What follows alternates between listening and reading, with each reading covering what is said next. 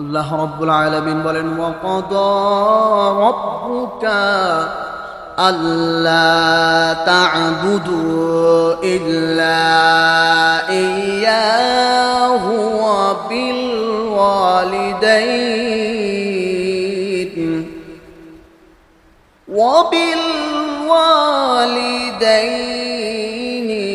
ইহসানা।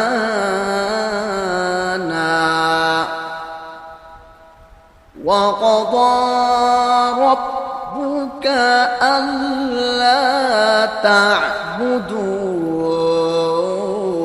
إلا إياه وبالوالدين إحسانا।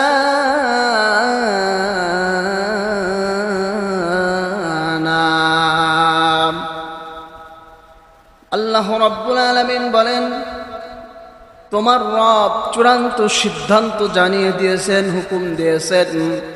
তোমার রব চূড়ান্ত ফায়সালা করে দিয়েছেন, আল্লাহ তা'বুদু ইল্লা ইয়্যাহ, যে তোমরা কেবলমাত্র শুধুমাত্র তারই ইবাদত করবে। وبالوالدين إحسانا,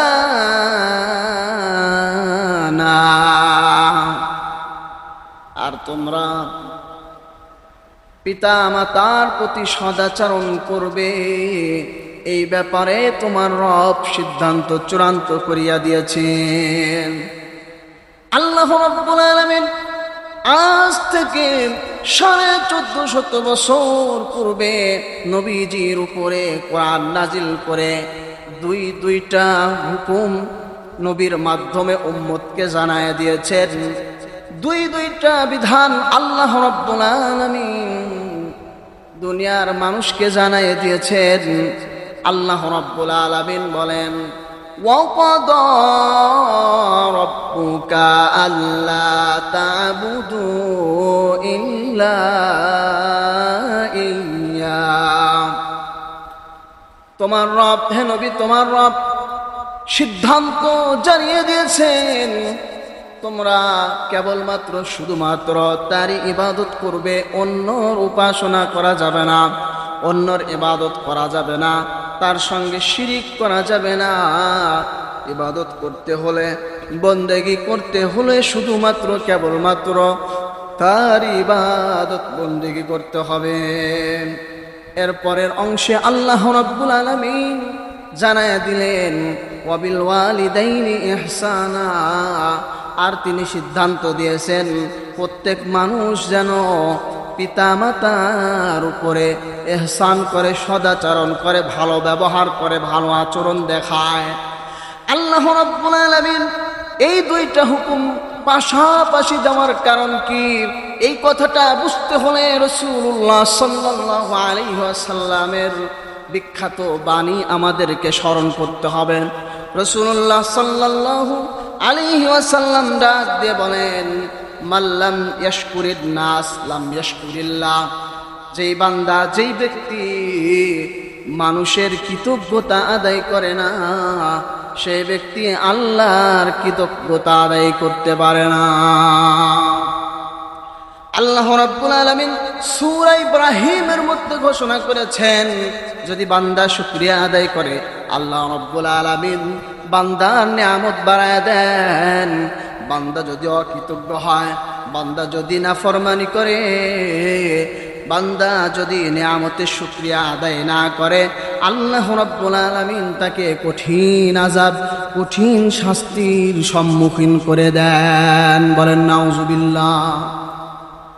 রাসূলুল্লাহ সাল্লাল্লাহু আলাইহি ওয়াসাল্লামের এই হাদিসকে সামনে রেখে সূরা বনী ইসরাঈলের আয়াতটাকে সামনে রেখে এই কথা নির্দ্বিধায় বলা যায়, আল্লাহ রাব্বুল আলামিন শিখাচ্ছেন, ও বান্দা, এই দুনিয়ার মধ্যে যত মানুষ আছে, এই দুনিয়ায় যত সম্পর্কের মানুষ আছে, একজন মানুষের জন্য সবচাইতে আপন, সবচাইতে যার অবদান মানুষের উপরে বেশি, ওই দুইজন ব্যক্তির সবচাইতে অবদান বেশি হয়ে থাকে প্রত্যেকটা মানুষের উপরে। নাম্বার 1 হলো তার পিতা, নাম্বার 2 হলো তার মাতা। আল্লাহ রাব্বুল আলামিনের হাবিব সাল্লাল্লাহু আলাইহি ওয়াসাল্লাম জানিয়েছেন, মানুষের যে কৃতজ্ঞতা আদায় করতে পারে না, সে আল্লাহর কৃতজ্ঞতা আদায় করতে পারে না। আল্লাহ রাব্বুল আলামিন সূরা বানী ইসরাঈলের অত্র আয়াতের মাঝে জানাচ্ছেন, আল্লাহ রাব্বুল আলামিন তার ইবাদত করার জন্য হুকুম দিলেন। আল্লাহ রাব্বুল আলামিন তার ইবাদতের পাশাপাশি পিতামাতার প্রতি ইহসানের হুকুম দিলেন। কারণ হলো দুনিয়ার বুকে যত সম্পর্কের মানুষ আছে, সব সম্পর্কের মানুষগুলোর মধ্য থেকে সর্বাগ্রে যাদের স্থান, সবচাইতে যাদের অবদান প্রত্যেকটা মানুষের জীবনে বেশি, ওই দুইটা ব্যক্তি হলো বাবা মা। কথা বলেন ঠিক কিনা? আল্লাহ রাব্বুল আলামিন এই জন্য জানিয়েছেন, বাবা মায়ের অবদান যেহেতু এই দুনিয়ার মধ্যে সবচাইতে বেশি, এই যার অবদানটা দুনিয়ার মধ্যে সবচাইতে বেশি, কোনো বান্দা যদি এই দুইজনের কৃতজ্ঞতা আদায় করে, তাহলে তার পক্ষেই সম্ভব দুনিয়ার অন্যান্য মানুষের কৃতজ্ঞতা আদায় করা। তার পক্ষেই সম্ভব রবকে খুশি করা, রবের কৃতজ্ঞতা আদায় করা। কারণ রাসূলুল্লাহ সাল্লাল্লাহু আলাইহি ওয়াসাল্লাম ইরশাদ করেছেন, রিদার রাব্বি ফি রিদাল ওয়ালিদ ওয়া সাখাতুর রাব্বি ফি সাখাতিল ওয়ালিদ। নবীজি দায়িত্বহীন ভাষায় একটা কথা পরিষ্কার করে বলেছেন, রবের সন্তুষ্টি বান্দা তুমি পেতে চাও, তাহলে তোমার বাবা মাকে তোমাকে সন্তুষ্ট করতে হবে। আর যদি তুমি বাবা মাকে সন্তুষ্ট করতে না পারো, রব তোমার প্রতি সন্তুষ্ট হবেন না। আল্লাহ রাব্বুল আলামিন এই জন্য সূরা লুকমানের মধ্যে ডাক দিয়ে বলছেন, আনিশকুরলি ওয়ালি ওয়ালিদাইক। আল্লাহ রাব্বুল আলামিন সূরা লুকমানের মধ্যে বলেন, ওয়াসাইনাল ইনসানা বিওয়ালিদাইহি ইহসানা حملته أمه وهنا على وهن وفصاله في عامين أن اشكر لي ولوالديك। আল্লাহ রাব্বুল আলামিন পরিষ্কার করে বলেন, আমি মানুষকে নির্দেশ প্রদান করেছি পিতা মাতার প্রতি সদাচরণ করার জন্য। খাস করে বিশেষ করে তার মাটা কষ্টের উপরে কষ্ট করেছে, তাকে গর্ভ ধারণ করিয়েছে। ওয়া ফিসালুহু ফি আমাইন, 2 বছর সে দুধ পান করিয়েছে সন্তানকে। আল্লাহ রাব্বুল আলামিন বলেন, এই জন্য রব হলেন স্রষ্টা, আর পিতা মাতা তাকে দুনিয়ায় আনার জন্য কঠিন কষ্ট সাধনা করেছেন। একজন মা দুনিয়াতে তার সন্তান ভূমিষ্ঠ করার জন্য যেই কষ্ট সহ্য করতে হয়, একজন মাকে 57 ইউনিট পর্যন্ত কষ্ট সাধন করতে হয়, কষ্ট স্বীকার করতে হয়। একজন পুরুষ এতটুকু পরিমাণ কষ্ট স্বীকার করতে হয় না। এত কষ্ট স্বীকার করার পরে সন্তানকে ভূমিষ্ঠ করে একজন মা, মার কথা এর জন্য খাস করে আল্লাহ রাব্বুল আলামিন উল্লেখ করলেন। এরপরে আল্লাহ রাব্বুল আলামিন উল্লেখ করেন, আনিশকুরলি ওয়ালি ওয়ালিদাইক। আল্লাহ রাব্বুল আলামিন বলেন, ও বান্দারা শোনো, আমি হলাম স্রষ্টা, আমি তোমাকে সৃষ্টি করেছি, আমি তোমাকে রিজিক দিয়েছি, আমি তোমাকে লালন পালনের ব্যবস্থা করেছি। বান্দা, এই জন্য তোমার উচিত হলো আমার শুকরিয়া আদায় করা। আনিশকুরলি, সুতরাং তুমি আমার শুকরিয়া আদায় করো।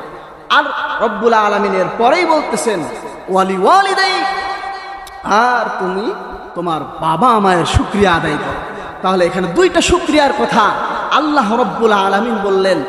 এক হলো শুকরিয়া আদায় করতে হবে রবের, দ্বিতীয় নম্বরে শুকরিয়া আদায় করতে হবে বাবা মায়ের। আল্লাহ রাব্বুল আলামিন সূরা লুকমানের মধ্যে এটা দ্ব্যর্থহীন ভাষায় উল্লেখ করে দিয়েছে।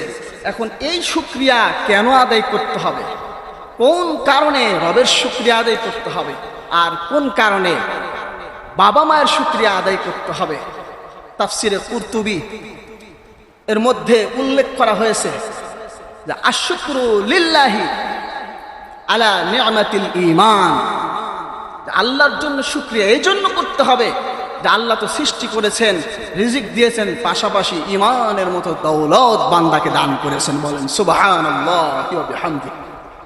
এজন্য আল্লাহ শুকরিয়া আদায় করতে হবে। আর বাবা মায়ের শুকরিয়া কেন আদায় করতে হবে?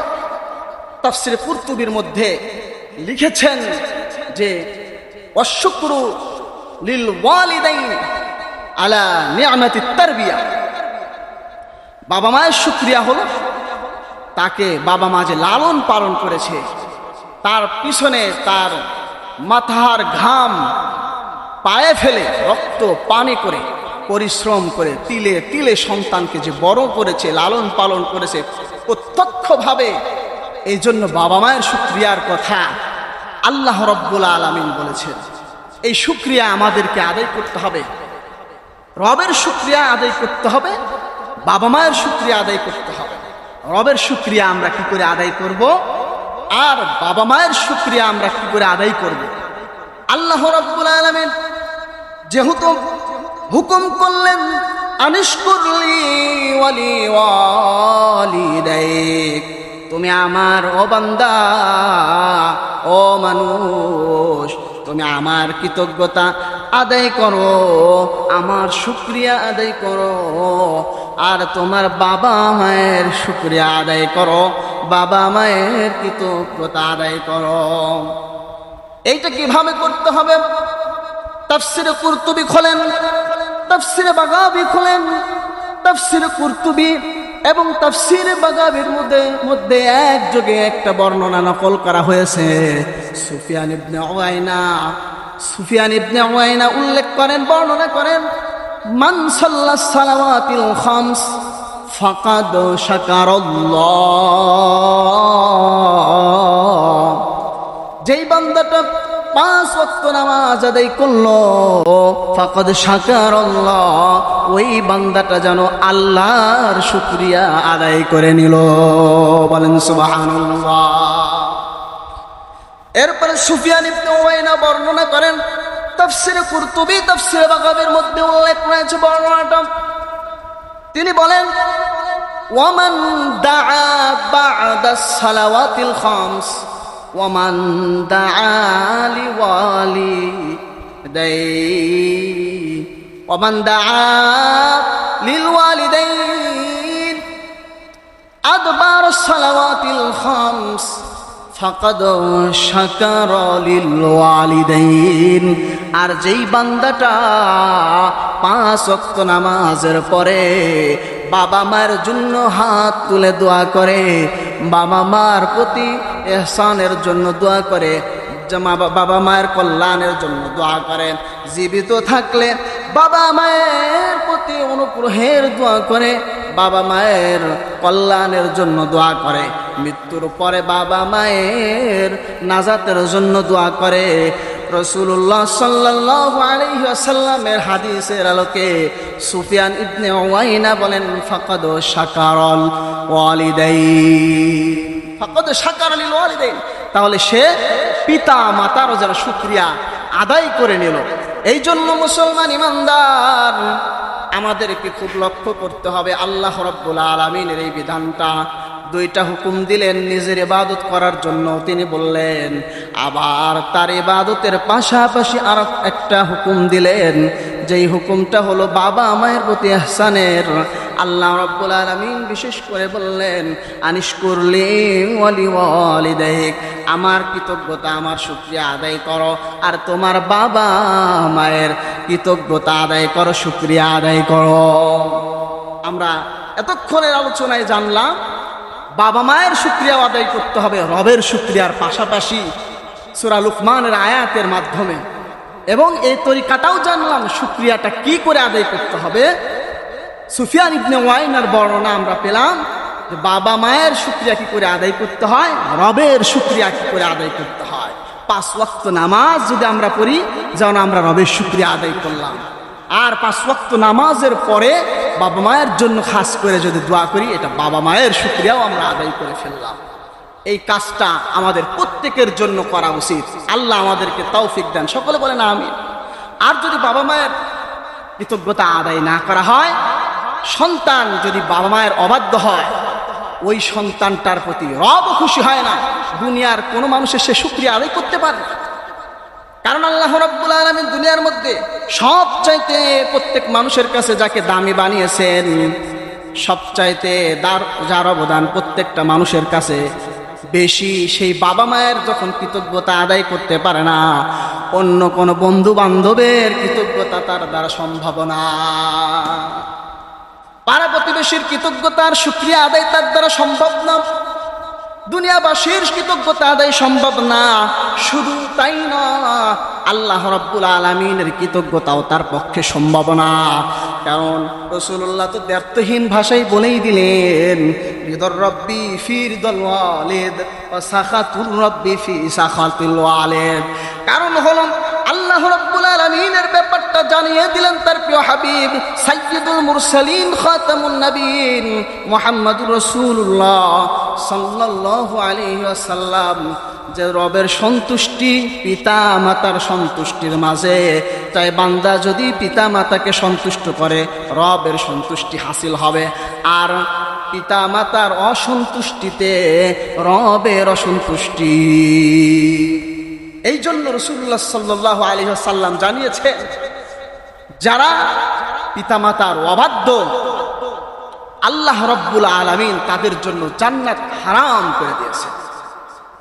রাসূলুল্লাহ সাল্লাল্লাহু আলাইহি ওয়াসাল্লাম বলেন, ইন্নাল্লাহা ক্বাদ হাররামা আলাইহিম আল জান্নাহ সালাসাতুন। রাসূলুল্লাহ সাল্লাল্লাহু আলাইহি ওয়াসাল্লাম বলেন, 3 ব্যক্তি এমন আছে যে 3 ব্যক্তির উপরে আল্লাহ জান্নাত হারাম করে দিয়েছেন। বলেন নাউজুবিল্লাহ। সালাসাতুন ক্বাদ হাররামাল্লাহু আলাইহিমুল জান্নাহ। 1 নাম্বার হলো মুদমিনুল খাম, নাম্বার 2 হলো আলাক, আর 3 নাম্বার হলো আদায়ুস। রাসূলুল্লাহ সাল্লাল্লাহু আলাইহি ওয়াসাল্লাম বলেন, 3 ব্যক্তির উপরে আল্লাহ রাব্বুল আলামিন জান্নাতকে হারাম করে দিয়েছেন। নাম্বার 1 হলো ওই ব্যক্তির জন্য জান্নাত হারাম যে মদ্যপান করে। নাম্বার 2 হলো যেই ব্যক্তি মা বাবার অবাধ্য হয়, তার জন্য জান্নাত হারাম। নাম্বার 3 হলো দায়ুস আল্লাযী ইউকিরু ফি আহলিহি আল খুবস। নবীজি জানান 3 নাম্বার যেই ব্যক্তির জন্য জান্নাত হারাম, ওই ব্যক্তি হলো দায়ুস, যে নিজ পরিবারের মধ্যে অশ্লীলতাকে প্রশ্রয় দেয়। শুধু তাই না মুসলমান, খেয়াল করেন, রাসূলুল্লাহ সাল্লাল্লাহু আলাইহি ওয়াসাল্লাম জানান 3 ব্যক্তি এমন আছে কিয়ামতের দিন রব্বুল আলামিন ওই 3 ব্যক্তির উপরে তার করুণার নজরে তাকাবেন না। ওই 3 ব্যক্তিটার উপরে আল্লাহ রব্বুল আলামিন রহমতের নজরে তাকাবেন না। সালাসাতু লা ইয়ানজুরুল্লাহু ইলাইহিম ইয়াউমাল কিয়ামাহ। এই হাদিসের মধ্যে রাসূলুল্লাহ প্রথমেই উল্লেখ করলেন হলো আল আকুলিল ওয়ালিদাইন। 1 নাম্বারেই হলো পিতা মাতার অবাধ্য সন্তান। পিতা মাতার অবাধ্য সন্তান যে নবীজি বলেন কিয়ামতের দিন আল্লাহ তার দিকে রহমতের নজরে করুণার নজরে তাকাবেন না।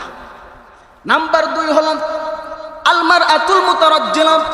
2 নাম্বার ওই মহিলা যে ব্যক্তি পুরুষের বেশভূষা ধারণ করে, পুরুষের পোশাক পরিধান করে, মহিলা মানুষ হয়েও পুরুষের মতো চলাচল করে। নবীজি বলেন কিয়ামতের দিন আল্লাহ ওই ব্যক্তির উপরে, ওই বান্দির উপরে রহমতের নজরে তাকাবেন না। নবীজি সাল্লাল্লাহু আলাইহি ওয়াসাল্লাম আরো একটা হাদিসের মধ্যে, এই হাদিসের শেষের অংশের মধ্যে বলেন, আল্লাহ রাব্বুল আলামিন তার হাবিবের মাধ্যমে জানায় দিয়েছেন তিন ব্যক্তি এমন আছে যারা জান্নাতে প্রবেশ করবে না। সালাসাতুন লা ইয়াদখুলুনাল জান্নাহ। তিন ব্যক্তি এমন আছে যারা জান্নাতে, রবের জান্নাতে প্রবেশ করতে পারবে না। এই হাদিসের মধ্যেও নবীজি সাল্লাল্লাহু আলাইহি ওয়াসাল্লাম প্রথমেই উল্লেখ করলেন আল আকুলিল ওয়ালিদাইন। যেই বান্দাটা, যেই সন্তানটা পিতা মাতার অবাধ্য হয়, ওই বান্দা জান্নাতে প্রবেশ করতে পারবে না। নবীজি সাল্লাল্লাহু আলাইহি ওয়াসাল্লামের এই হাদিসগুলোকে সামনে রাখলে বোঝা যায় বাবা মায়ের অবাধ্য হওয়ার কোনো সুযোগ নেই। যেই বাবা মায়ের অবাধ্য হবে, বাবা মায়ের প্রতি কৃতজ্ঞ হবে না, ওই ব্যক্তির জান্নাতি হওয়ার কোনো সম্ভাবনা।